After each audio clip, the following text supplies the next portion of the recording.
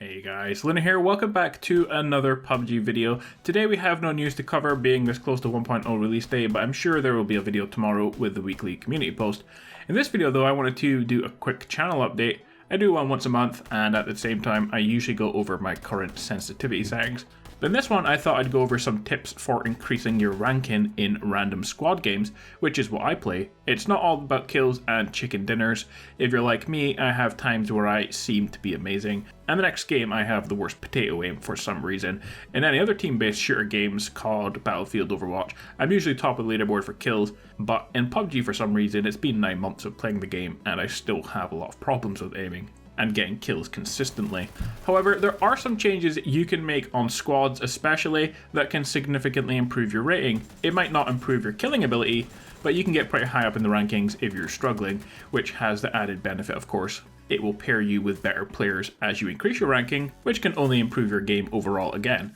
Now, up until the last month, I haven't had much leaderboard success going for kills and chicken dinners, so I decided to approach things a bit differently with huge success. In the past 4 weeks, I went from being a top 30% player or something similar to a top 3% player. In fact, I went from being top 10% to top 3% in just the last 2 days by finishing in the top 10 8 of my last 11 games, including getting 2 chicken dinners. And I really have found it not too difficult to achieve. You just need to avoid certain roadblocks, which are mostly to do with having bad teammates, and play a bit more strategically and with some more consideration as well. If you're able to get 10 kills every game, then this guide is probably not for you. This is more for people who have maybe had the occasional game where they've played really good, but they can't seem to find consistency, especially playing squads, and this is a good method for getting up in the rankings so you get teamed with better players, and it just makes playing the game more enjoyable. Before we get into that though, I want to do a quick channel update with the release of so many big games on the horizon. I want to play all of them, of course, and I want to cover all of them because that's really how I enjoy games now since I started making YouTube videos 4 years ago. I like to get into all the fine details of a game, but of course I can't cover all of them. I can only do maybe one more game alongside PUBG and maybe the odd other video. So I decided to do a poll on my channel. Hundreds of you replied, it may even be more than that now, and I asked which game you guys are going to be playing, and I was very surprised by the results.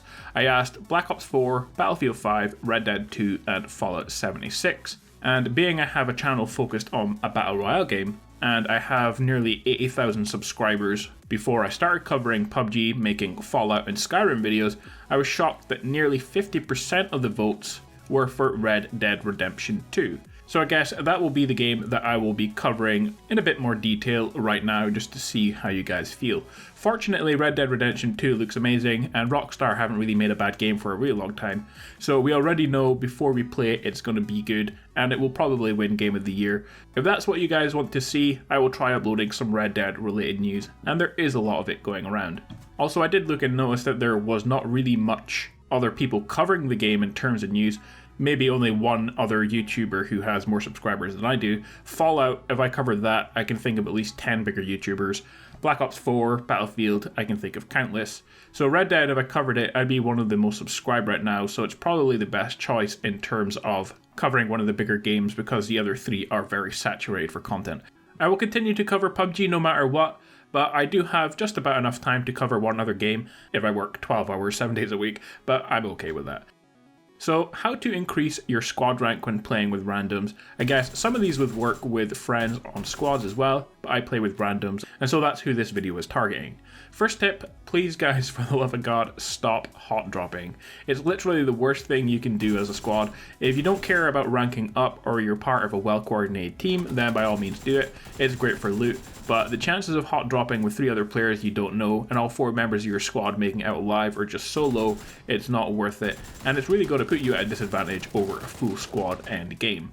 Now, I know it's not always possible to do this. The biggest issue in random squads is that you really need to stick together with your team, safety in numbers and all that, and you will find, like I did, teams made of players who are not really in the top 10% on the leaderboard, which is around the point where I start to see a change in the style of gameplay from my teammates. Outside the top 10%, your teammates almost always seem to hot drop for some reason, and most of your team dies, and I've spent countless games squatting solo as my team died at the start, and instead of thinking maybe they should just retreat and live to fight another day, they're more likely to go fist swinging kamikaze run and just die right at the start. So there's no shame in just running away if the only other option is you're going to be killed, because at the end of the day you can find a vehicle somewhere, you can go hide, you can get to top 10, maybe get a kill or two, and your teammates may have died early, but you can still manage to increase your ranking on your own, meaning you'll be placed with slightly better players in the next game, and eventually you should come across teammates who actually want to play as part of a team the proper way.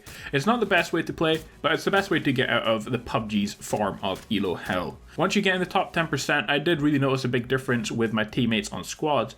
Nearly always stick together, even though on EU servers no one has a mic. It's just what people do, and nearly nobody hot drops. I've even seen a couple of times the military base, even though it's on the flight path, has been empty. It's not always like that, but it does happen a lot more often. Squads hot dropping definitely becomes a lot more rare. So stop hot dropping is one of the biggest things you can do to help. Stick with your teammates if you can, but if they're placing themselves in a situation where they're just going to get slaughtered, then don't feel bad about surviving on your own, so you don't keep sliding down the leaderboard.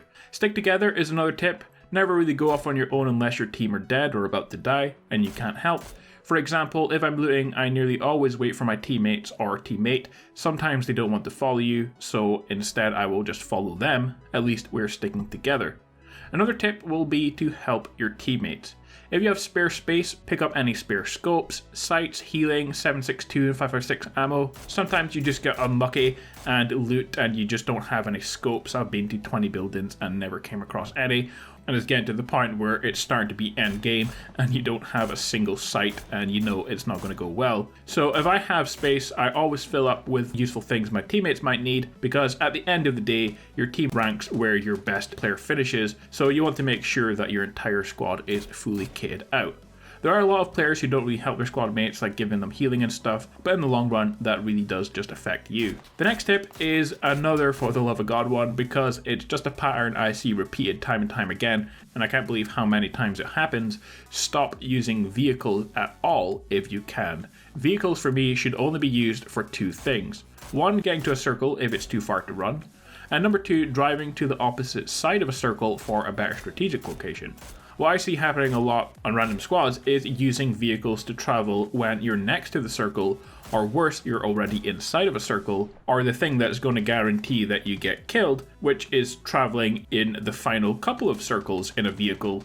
Literally every player left can see you and they will shoot at you. And I have lost my entire squad a couple of times as they get into a vehicle for some reason in the final circles, just for them to be shot from every direction and blown up. Of course, I don't get in the vehicles because I don't want to die unnecessarily. Plus, of course, getting into a vehicle with a random is risky as well, because you always come across a player who will just drive towards shooting, or if they're getting shot at, will just stop in the middle of the road and get out, and then of course all your squad gets killed. So I always find it better just to avoid vehicles if you can. So those are some tips. What about strategy then? Well, you need to do two things essentially to ensure you go up in the rankings, and that is finish top 10 and get at least one kill, because you want to have a positive kill death ratio and not start to get into negatives. Finishing top 10 is not too difficult, just need to focus on looting for the first 15-20 minutes of the game, and then starting to plan your end game, which is where you will get most of your kills. And so instead of going for kills and chicken dinners at games, what I do now is I try to get to top 10 and get one kill, and then it's a nice surprise if I get more than that and I get the chicken dinner. But those really become secondary objectives. And it is awesome when you get chicken dinners and loads of kills, of course, but if you're a low rank, chances are it's not going to happen often enough to increase your ranking, because you're going to be paired with bad or inconsistent teammates a lot more, and of course team killers, which are still common. I did get killed 3 games in a row last week, unfortunately, which is why you want to get to a higher rank so you can be paired with better players. And that's really the point where I think you should start to focus more on kills and chicken dinners. Well, that is everything for this video, guys. I wanted to give you a quick channel update and thought I'd share some of the tips I have used to increase my rank to top 3% this week, up from 30%. So it's been a really significant increase, and I'm making it my next goal to get into the top 1,000 despite having my potato aim. I hope you enjoyed the video. Remember to hit the subscribe button with the little bell so you don't miss my next upload, and leave your comments below, and thanks again for watching. I'll be back with some Red Dead Redemption 2 videos, since that's what you guys want to see, so I hope you enjoy those. But guys, I will catch you all in the next one. Peace out.